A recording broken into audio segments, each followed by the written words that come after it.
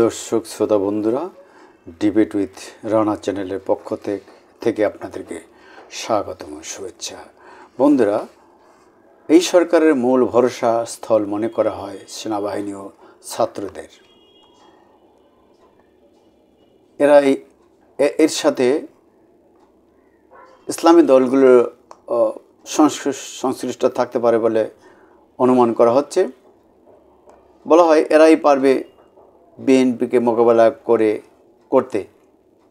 অবশ্য সেনাপ্রধানও এক সাক্ষাৎকারে সম্প্রতি বলেছেন, যাই হোক না কেন তিনি ডক্টর মোহাম্মদ ইউনূসের পাশে থাকবেন।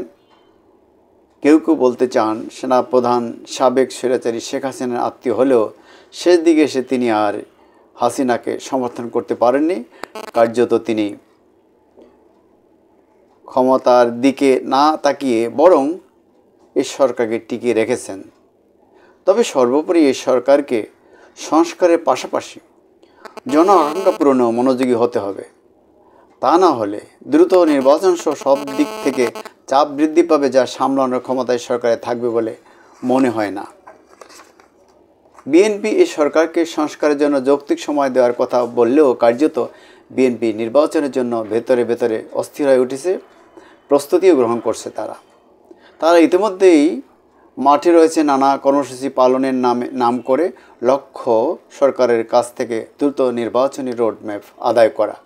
অন্তর্বর্তী সরকার যদি সংস্কারের কথা বলে নির্বাচন অনুষ্ঠানে দেরি করতে চায়, তবে বিএনপিও তার খোলস থেকে বেরিয়ে এসে কঠোর কর্মসূচির মাধ্যমে দেশকে অস্থিতিশীল করে তুলতে পারে বলে অনেকের ধারণা। এক্ষেত্রে তারা সম্ভাবনা দলগুলোকেও সঙ্গে পাবে বলে মনে করা হচ্ছে। কারণ বিএনপি আগে থেকেই বলছে নির্বাচনের পর তারা পূর্ব ঘোষিত 31 দফা প্রয়োজনে দফা আগে আরও বাড়িয়ে বিজয়ী দল যারা স্বৈরাচার বিরোধী আন্দোলনে অংশ নিয়েছিল তাদের নিয়ে একটি জাতীয় সরকার গঠন করবে।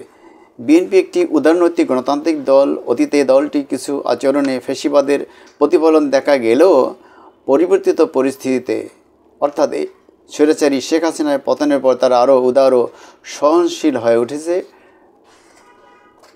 নেতৃত্বের পর্যায়ে বর্তমান বিএনপি যতটা উদার, কর্মী পর্যায়ে ততটা নয়। তার নানা প্রমাণও আমরা পাচ্ছি চাঁদাবাজি, দখলবাজি সহ বিভিন্ন কার্যকলাপ দেখে।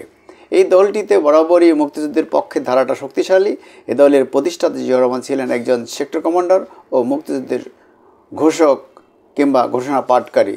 তবে জিয়া পরবর্তী নেতৃত্বে জিয়ার নামে রাজনীতি করলেও জিয়ার মতো সততা, উদারতা, নৈতিক মূল্যবোধের দৃঢ় প্রমাণ আমরা পরবর্তীদের মধ্যে পাইনি। যে কথা বলছিলাম, বিএনপি ও সমমনাদের পাশ কাটিয়ে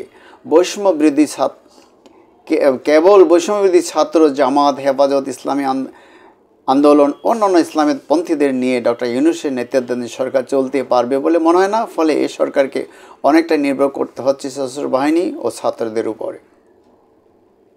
দ্রব্যমূল্য, আইনশৃঙ্খলা ও ভারত তথা ভারত প্রভাবিত তাড়িত ক্ষমতাচ্যুত আওয়ামী লীগ ও হিন্দু সম্প্রদায়ের লোকদের অপতৎপরতা একটি বড় সমস্যা। আমরা স্পষ্ট মনে হচ্ছে বিএনপি সহ সকল রাজনৈতিক দল পক্ষগুলোর সঙ্গে আলোচনা ও সমন্বয় করে দ্রুত এই সরকার একটি নির্বাচনে দিতে হতে পারে। তার আগে কিছু সংস্কার করতে সরকার বাকিগুলো ধারাবাহিকভাবে করবে পরবর্তী নির্বাচিত সরকার। বিএনপি মাঝে মধ্যেই এ জাতীয় কথা বলছে।